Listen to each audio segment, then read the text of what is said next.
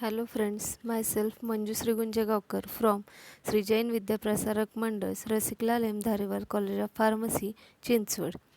Today in this video we are going to study topic concept of disease. After watching this video you will be able to understand definition of disease, natural history of disease, what is mean by pre-pathogenesis, pathogenesis, and importance of natural history, and concept of prevention of disease and modes of intervention of disease. So first we'll see what is mean by disease. It is a condition of the body or some part or organ of the body in which its functions are disturbed or deranged. In other words, disease means without ease or uneasiness. In the past, various concepts of causation of the disease was supernatural theories, but now it is accepted that there are so many other factors in addition to microorganisms which contributes to the occurrence of disease. For example, social, economical, cultural, physiological, psychological, genetic and environmental factors, and all are equally important for the causation of disease. There are some terms which we commonly use like disease, illness, sickness, but there is a slight difference between this term. Disease is nothing but physiological or psychological dysfunctioning. Illness is a person feels aware of not being well, and sickness it is a state of social dysfunctioning. Next comes natural history of disease. The term natural history of disease signifies the way in which a disease evolves over time from the earliest stage of its pre-pathogenesis to its termination as either recovery, disability or death. Natural history of disease contains two phases. First one is pre-pathogenesis and the second one is pathogenesis. Pre-pathogenesis is the process in the environment, whereas pathogenesis the process in human being. Next comes triangle or a triangle which is having three factors considered to be important for the causation of disease, that is agent, host and environment. And when the vector, that means or the communication between these two or interaction between these three factors are necessary to cause any kind of the disease. So first we'll see the first part from the natural history of disease, that is pre-pathogenesis. This is the phase before the onset of disease in human being. The disease agent has not yet entered, but the factors needed for its interaction with the human host are already present in the environment. Potentially, we are all in the pre-pathogenesis phase of many diseases. The causative factor of diseases are agent, host and environment. As we have seen in the previous diagram, these three factors are referred as epidemiological triad. The mere presence of these three factors is not significant to initiate a disease. An interaction of all these three factors is necessary to initiate the disease process. The pre-pathogenesis phase, the disease agent is already present but it has not entered into the man, or we call it as a host. Next phase comes pathogenesis. This phase begins with the entry of disease agent into man or host. There is a certain interval of time between the onset of clinical signs and symptoms of the disease.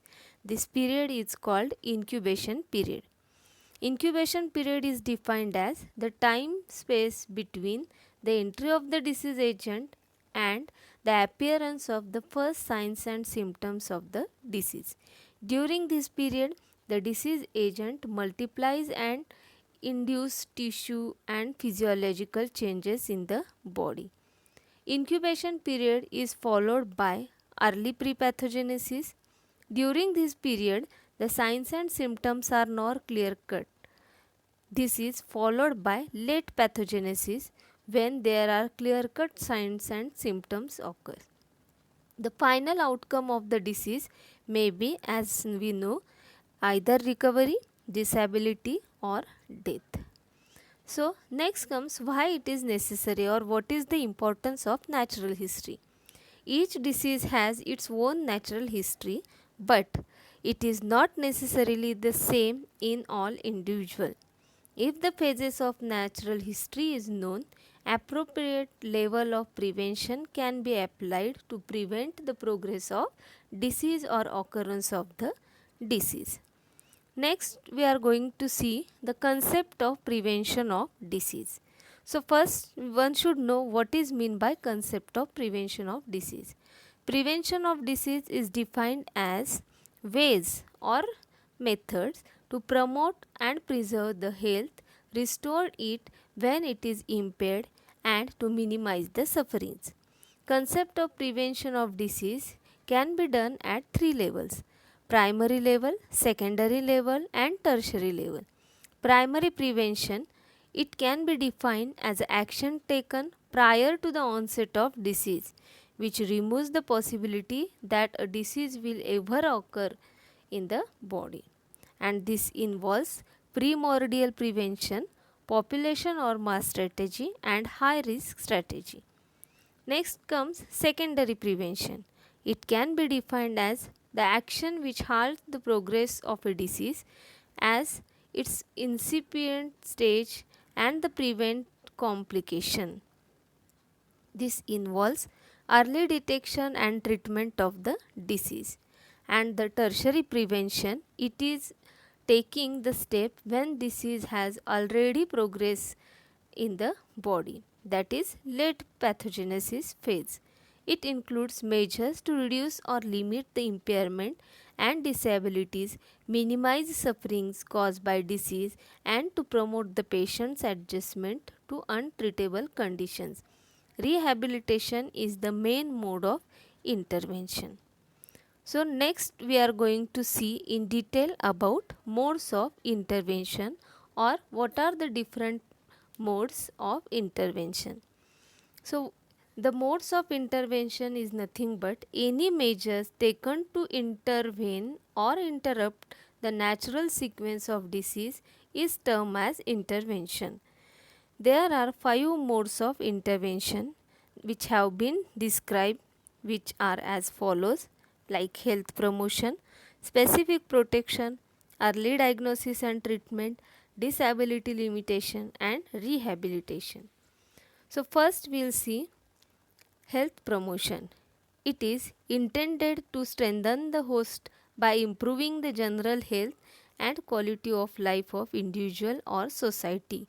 It includes health education, environmental modification, nutritional intervention, lifestyle and behavioral changes.